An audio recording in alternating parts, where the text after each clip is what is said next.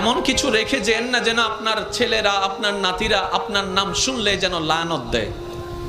এটা জীবন নয়, এটা জীবন নয়, এটা জীবন নয়।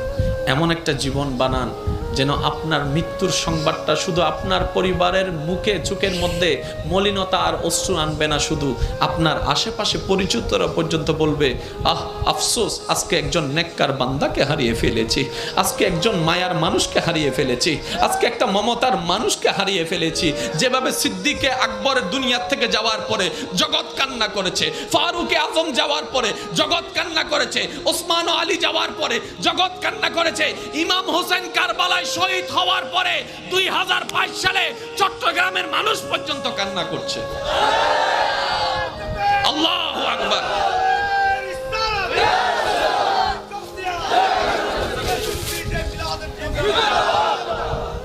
কে দিছে?